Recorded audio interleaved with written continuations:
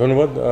আমি তো দুটো মিটিং করে এসেছি। একটা মিটিং অবশ্য মূল মিটিংটা পোস্টপোন হয়ে গেছে যুদ্ধ শুরুর প্রেক্ষিতে, যেটা পোস্টপোন করা হয়েছে। কবে হবে আমরা এখন জানি না, তবে বাতিল করা হয়নি। অনুমান যে হয়তো ইউএন জেনারেল অ্যাসেম্বলি ঠিক আগে আগে 1-2 দিন হয়তো এই মিটিংটা হতে পারে। আমার পরবর্তী মিটিংটা ছিল ইয়েতে Islamic conference of foreign minister, যেটা মানে ফরেন মিনিস্টারদের যে ওআইসি যে সম্মেলন বার্ষিক, সেই সম্মেলন ছিল ইস্তাম্বুলে। ওখানে মূল ইস্যু আসলে ছিল গাজায় সমস্যা, এবং তারপরে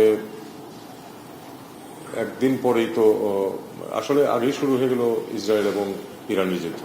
তার মধ্যে আবার যেদিন মিটিং শুরু হয়েছে সেদিনই মার্কিন যুক্তরাষ্ট্রের ওই দিন রাত্রে মার্কিন যুক্তরাষ্ট্রে হামলা হয়েছে। ডিজাইন, এলিগেন্স, বিউটি, সেরা পণ্য সবার জন্য জেভিকো। তো এর পরের দিনটা আসলে এই জন্য মিটিং খুব বেশি কিছু আর এগোয়নি, কারণ আগের দিন পর্যন্ত ঠিক ছিল, স্টেটমেন্টস ইত্যাদি সব কিছু গেছে। আমাদের স্টেটমেন্ট যেটা নর্মালি হয়, আমাদের তো অবশ্যই গাজা একটা ইস্যু ইম্পর্টেন্ট, কিন্তু আমাদের আরেকটি ইম্পর্টেন্ট ইস্যু হচ্ছে আমাদের জন্য, যেটা সেটা হচ্ছে রোহিঙ্গা ইস্যু। সেটার ব্যাপারে আমার স্টেটমেন্টে বেশ আমাদের যা যা প্রয়োজন এবং যা যা সমস্যা আছে সেগুলো আমি উল্লেখ করেছি। এছাড়া আরেকটি মিটিং, ওই মিটিংয়ের সাইডলাইনে একটা মিটিং যেটা হয়েছে সেটা হলো শুধুমাত্র রোহিঙ্গাদেরকে নিয়ে কন্ট্যাক্ট গ্রুপ যেটা আছে, 4জন মন্ত্রী, তার মধ্যে তার প্রধান হচ্ছেন গ্যাম্বিয়ার যিনি আমাদু সাহেব আছেন। তো ওইটা তো একই কথা, মোটামুটি সবাই সমর্থন ব্যক্ত করেছে। সবাই চায় যে সমস্যার সমাধান হোক এবং তাদের রিপেট্রিয়েশন যাতে হয়, ওইটাই যে একমাত্র সমস্যা, এটাও সমাধান, এটাও সবাই স্বীকার করে। তবে আপনারা জানেন যে এটা তো আসলে স্টেটমেন্ট পর্যন্ত, তাদের তো আসলে সাধ্য নেই যে কোনো কিছু যে ইমপ্লিমেন্ট করা গ্রাউন্ডে, সেই সাধ্য তো তাদের নেই, সেটা আমরাও জানি। কিন্তু ওকে ভালো রাখা, পৃথিবীকে এই ইস্যুটাকে সজাগ রাখা এবং দেশগুলোর আমাদের যাদের বন্ধুত্বপূর্ণ সম্পর্ক আছে তাদের সমর্থন যেন অব্যাহত থাকে, অন্তত নৈতিক সমর্থন, সেটুকুকে বহাল রাখার জন্য এই সভাগুলো কাজ করেছে। মাননীয় উপদেষ্টা, আমি তো জানতে চাচ্ছিলাম যে ইরান ইসরায়েলের যুদ্ধ এখন বিরতি আছে। ইরান থেকে 100 জন মানুষের আগামী 100 বাংলাদেশির আগামী আজকে দিনের মধ্যে 26 জন পাকিস্তানের সীমানার মধ্যে পৌঁছবে এবং সেখান থেকে পাকিস্তান সরকার তাদেরকে করাচি পর্যন্ত নিয়ে যাওয়ার ব্যবস্থা করবে, সেখান থেকে তারা বাইরে আর ফিরে আসতে পারবে। এই হলো সিচুয়েশন। টার্কির মাধ্যমে কিছু করা যায় কিনা আমরা সেটাও চিন্তা করতেছি। তবে যেহেতু এখন যুদ্ধবিরতি চলছে এবং মনে হচ্ছে না যে ঝট করে আবার শুরু হবে, কাজেই যারা, আমি অন্তত 1-2 জনের কথা জানি যাদের ব্যাপারে বিকল্প ব্যবস্থা করা হচ্ছিল, তারা নিজে থেকে এখন বলেছে তারা আসতে চায় না। ইনফ্যাক্ট যখন যুদ্ধ চলছিল তখনও কিন্তু আমাদের মিশন অনেকের সাথে যোগাযোগ করছে যারা একটু দূরে ছিল, তারা আগ্রহী ছিল না আসতে, কারণ তারা তাদের এখানে যে প্রশ্ন আছে এবং দেখেছে তারা যেহেতু বিপদ নেই কাজে তারা আসতে চায়নি। আমার মনে হয় এটা নিয়ে আর তেমন কোনো সমস্যা হবে না, যে যদি অল্প কিছু মানুষ আরও আসতে চায় সেটা জন্য অ্যারেঞ্জমেন্ট করার মতো ব্যবস্থা আমাদের আছে। চীন এবং পাকিস্তানের সঙ্গে কি আমরা নতুন কোনো যোগ করছি কিনা, এটি নিয়ে পররাষ্ট্র মন্ত্রণালয় একটা বিজ্ঞপ্তি দিয়েছে। সেই বিজ্ঞপ্তি, চীনের বিজ্ঞপ্তি এবং পাকিস্তানের বিজ্ঞপ্তি, তিনটার ভাষা 3 রকম, এটা একটু ক্লিয়ার হতে চাই। দ্বিতীয়ত হচ্ছে ব্রিটেন সফরের মাননীয় প্রধান উপদেষ্টার সঙ্গে ব্রিটেনের প্রধানমন্ত্রীর মিটিংটা কেন হলো না প্রধানমন্ত্রীর সঙ্গে ব্রিটেনের, এবং পররাষ্ট্র মন্ত্রণালয়কে আনুষ্ঠানিকভাবে দ্বিপাক্ষিক সফর হিসেবে ঘোষণা করেছিল এবং এটার একটা ব্যাকগ্রাউন্ড আমাদেরকে তখনকার ভারপ্রাপ্ত পররাষ্ট্র সচিব বলেছেন। তাই যদি হয় তাহলে ব্রিটেনকে আমরা এটার বিষয়ে আনুষ্ঠানিকভাবে কোনো প্রতিবাদ জানিয়েছি। ধন্যবাদ। প্রথমটাতে আমরা আসলে সেটা হলো যে আসলে কোনো জোট গঠন করছি না আমরা, মূলত উদ্যোগ চীনের এবং এটা একেবারে অফিসিয়াল পর্যায়ে, এটা কোনো রাজনৈতিক কোনো পর্যায়ে না।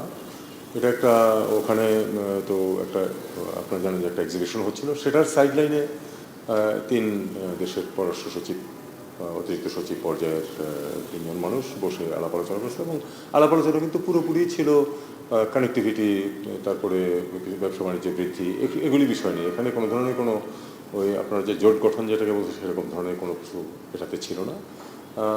এটা নিতান্তই একটি প্র্যাকটিক্যাল কিছু সুযোগ সুবিধা সৃষ্টির ব্যাপার। আমার মনে হয় না এটাকে এর চেয়ে বেশি আর কোনো গুরুত্ব দেওয়া উচিত। এভাবেই এটাকে আমাদের দেখতে হবে।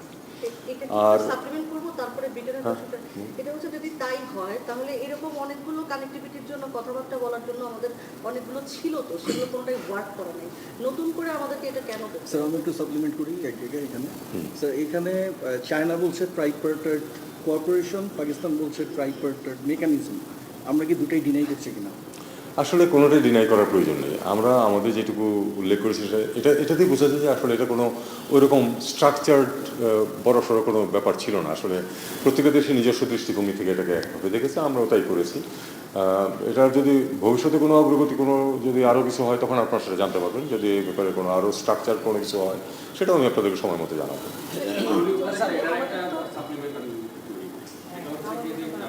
ইন্ডিয়ার দিক থেকে একটা কনসার্ন আছে আমাদের এই তারা বলছে এটা হচ্ছে তাদেরকে কর্নার করা বা কনফিউশন করার জন্য আমাদের এটা কি তৃতীয় কোনো পক্ষকে টার্গেট করছে? এটা অবশ্যই তৃতীয় কোনো পক্ষকে টার্গেট করছে না, এটুকু আপনি আপনাদেরকে নিশ্চয়তা দিতে পারি। টার্গেট করার কোনো ব্যাপার এখানে নেই। এরকম আরও কোনো দেশ যদি ট্রাইপার্টাইট মিটিং করতে চায় আমি তো কোনো সমস্যা দেখি না, সেটা আমি করতে রাজি আছি।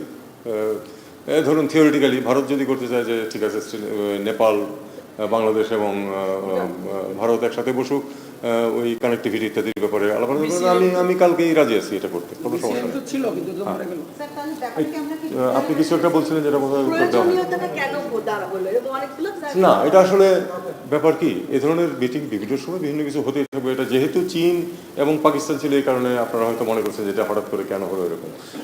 যদি এটা এমন তিনটা দেশের ব্যাপারে হতো যেখানে আসলে এ ধরনের কন্ট্রোভার্সি আপনাদের মনে থাকতো না তাহলে হয়তো এটা লক্ষ্যই করা হতো না।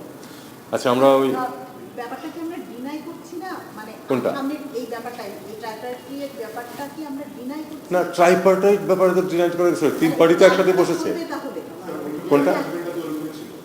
আর আলোচনা কি চলবে নাকি আমরা এটাকে আলোচনায় যাব না?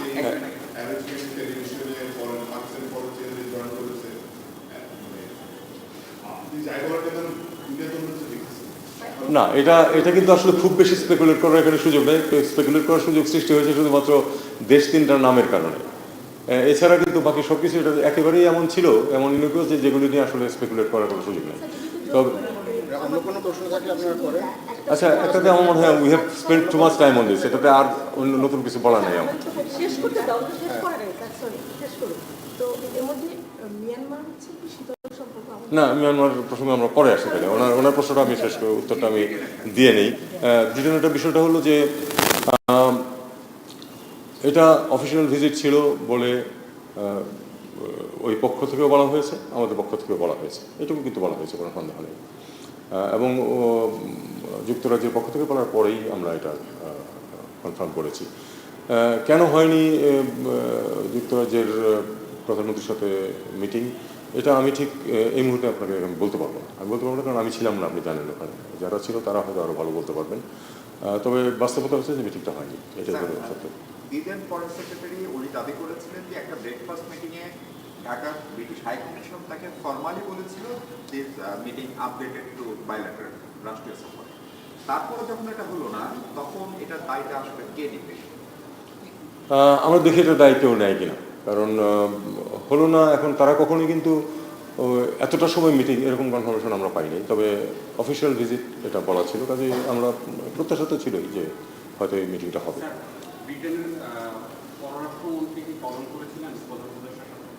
আমার জানা মতো না। আর আচ্ছা, এই দুটোর বাইরে তৃতীয় প্রশ্ন আমি একটু জানতে চাচ্ছিলাম, সাবেক মালয়েশিয়ার প্রধানমন্ত্রী মাহাথির সবথেকে একটি বক্তব্য দিয়েছে, সেখানে তিনি বলেছে যে আসিয়ানের সদস্য হতে বাংলাদেশ এখন অনেক দূরে আছে। শুধু তাই নয়, দক্ষিণ পূর্ব এশিয়ার যেই মানে আঞ্চলিক বিষয় আছে সেখান থেকে বাংলাদেশ ছিটকে পড়েছে বলেও তিনি একটি মন্তব্য করেছেন। তার মতামতের সাথে আমরা সেটার মতামত এই ছিটকে পড়েছে এটা আমি ঠিক দেখিনি, কাজে আমি এই নিয়ে বলতে পারছি। তো আমি এটুকু বলি, সেটা হলো যে আসিয়ানের মেম্বার যদি আপনি ধরেন তাহলে ডেফিনেটলি আমরা অনেক দূরে আছি। কারণ আমাদেরকে প্রথমে ডায়ালগ পার্টনার হতে হবে, তারপরে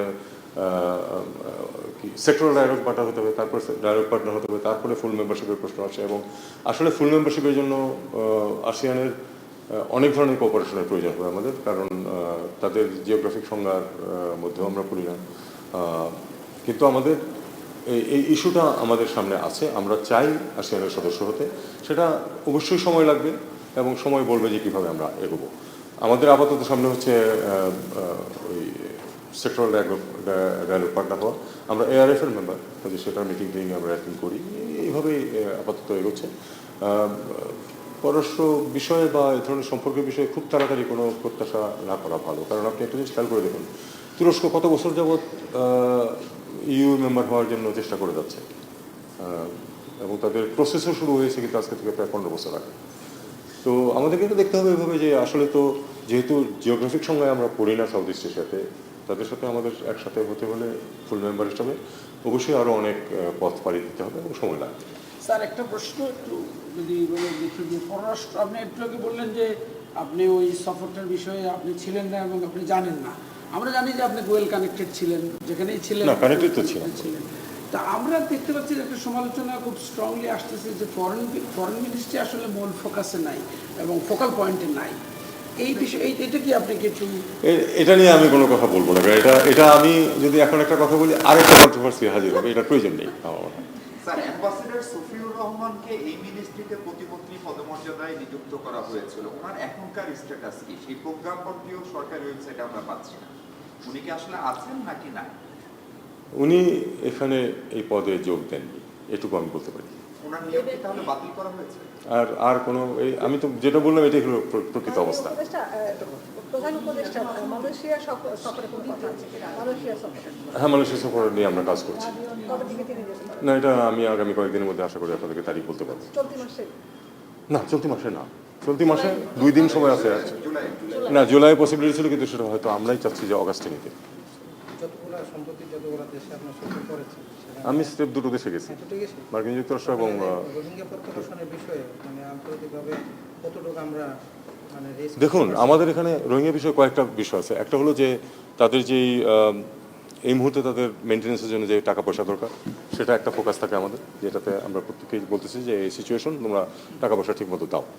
2, যে পৃথিবীতে অনেক সমস্যা, নতুন নতুন ইস্যুজ হাজির হয়, একটা ইস্যুজ হাজির হলে আগেরটা লগে ভুলে যেতে না পারে, সেটা হলো আমাদের দ্বিতীয় মিশন, যে এটাকে প্রতি মুহূর্তে প্রতি সুযোগে সেটাকে সামনে নিয়ে আসা। সেটা আমরা করি। অন্য কোনো বিষয়ের উপরে যদি মিটিং থাকে সেটাতেও কিন্তু আমাদের বক্তব্যের মধ্যে অবশ্যই একটা প্যারাগ্রাফ থাকে রোহিঙ্গাদের বিষয়ে, কারণ যারা পৃথিবীতে সিদ্ধান্ত নেয় তারা যেন ভুলে যেতে না পারে যে এরকম একটা সমস্যা এখানে আছে। 2, 3 হচ্ছে যে তাদের ফিরে যাওয়ার ব্যবস্থা করা। তো আমরা 3 ফ্রন্টেই কাজ করতে থাকি, যেখানে যেটুকু সাফল্য যখন পাওয়া যায়, এটাই হলো আমাদের লক্ষ্য। মাননীয় প্রধানমন্ত্রী, পররাষ্ট্র উপদেষ্টা, আমি আরেকটা একটু জানতে চাচ্ছিলাম, প্রধান উপদেষ্টা যে মালয়েশিয়া সফরে যাবেন সেটি কি দ্বিপাক্ষিক সফর কিনা এবং দেশটির প্রধানমন্ত্রীর সাথে বৈঠক হবে কিনা? আপনি বলছিলেন যে বাংলাদেশের পক্ষ থেকে জুলাই একটা সম্ভাবনা ছিল, সেটা আবার আগস্টে চলে গেছে। আমাদের পক্ষ থেকে এই প্রস্তাব করেছি আমরা আগস্টে নিতে, যেহেতু জুলাই আমাদের অনেক প্রোগ্রাম আছে। আচ্ছা, আর দ্বিপাক্ষিক সফর হবে কিনা এটা? না, যদি সফর হয় অবশ্যই দ্বিপাক্ষিক হবে। দ্বিপাক্ষিক হয়ে কি আবার প্রধানমন্ত্রীর সাথে বৈঠক হবে নাকি না হয়ে দ্বিপাক্ষিক হবে? আচ্ছা, এটার পরে দেখো আর কি। আমাদের তো দুটো শেষ করতে পারি? আমাদের সম্পর্ক এখন একটু শীতল। আমরা এর আগে আমাদের সাথে ভারতের সম্পর্ক বেশ উষ্ণ ছিল, এটা আমরা স্যার জানি। তো স্যার, এখন এই একটা দেশের জন্য দুই প্রতিবেশীর সাথে শীতল সম্পর্কটা কি খুব স্বাভাবিক কিনা? এবং না, দেখুন, প্রথমত ভারতের সাথে সম্পর্ক শীতল আমি বলতে চাই না, আমি বলতেছি যে এটা একটা রিঅ্যাডজাস্টমেন্টের পর্যায়ে আছে। আমরা এটাকে এভাবেই দেখি, রিঅ্যাডজাস্টমেন্টের পর্যায়ে আছে, এবং এ ব্যাপারে আমাদের সদিচ্ছার কোনো অভাব নেই। এটুকু আমি এখানে থামবো। মিয়ানমারের সাথে যেটা সম্পর্ক, সেটা তো আপনারা জানেন যে আসলে মূল মিয়ানমারের সাথে আমাদের তো কোনো সংঘাতময় কিছুই নাই, একমাত্র রোহিঙ্গা ইস্যু ছাড়া। রোহিঙ্গা ইস্যু, এবং সেটার যদি সমাধান হয়, যেটা একমাত্র সমাধান হচ্ছে তারা তাদের দেশে ফেরত যাবে, গিয়ে সেখানে তারা তাদের নর্মাল জীবন কাটাবে, সেখানে কেউ বাধা দেবে না, তাদের উপর কোনো অত্যাচার বিচার হবে না। এটুকু world community by and large এটা স্বীকার করে। কিন্তু এখন এটা ইমপ্লিমেন্টেশনের প্রশ্ন আছে এবং মডালিটিজের প্রশ্ন আছে, সেই নিয়েও বিভিন্ন ধরনের চেষ্টা চরিত্র চলছে। Let us accept the reality যে গত 8 বছর আসলে আমাদের এখানে সাফল্য নেই কোনো, আমরা আসলে সত্যিকার অর্থে কিছু করতে পারিনি। আগে হচ্ছে অনেক কিছু কথাবার্তা, কিন্তু তাদেরকে যে ফেরত দেওয়ার ব্যাপারে আমরা কিছু করতে পারিনি। আমরা আশাবাদী যে আগামী দিনগুলোতে আমরা সেটা করতে পারবো। আমরা এটাও জানি যে মিয়ানমারের প্রচুর পরিবর্তন সংঘটিত হয়েছে গত 2-3 বছরের মধ্যে, এবং বিশেষ করে আমাদের যে মিয়ানমারের সাথে আমাদের যে বর্ডার, সেই বর্ডারে তো ব্যাপক পরিবর্তন হয়েছে। কাজেই এটা সব কিছু মিলিয়ে খুবই জটিল একটা পরিস্থিতি। আমরা চেষ্টা করছি এটা যতটুকু তাড়াতাড়ি সম্ভব এই সমস্যার সমাধান করতে। ওয়াশিংটনের জন্য আমরা কারো একদমও পাঠিয়েছি, ওয়াশিংটনে আমাদের অ্যাম্বাসেডর স্যার, পাশাপাশি পাঠিয়েছি, কিন্তু এটা কার জন্য পাঠিয়েছে এটা বলা তো নিষেধ।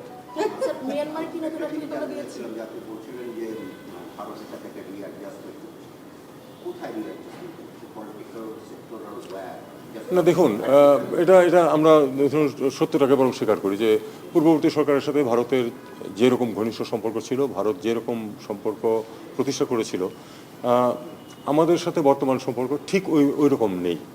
কাজে এটাকে আমি রিঅ্যাডজাস্টমেন্ট বলছি, এটাতে আমরা ডিটেলস বরং না যাই। জি, রিঅ্যাডজাস্টমেন্ট বলতে যাচ্ছে সম্পর্ক তো সব কিছু মিলিয়েই। ধন্যবাদ, অ্যাডজাস্টমেন্টের বাংলা স্যার পুনর্গঠন ধন্যবাদ। আমার মনে হয়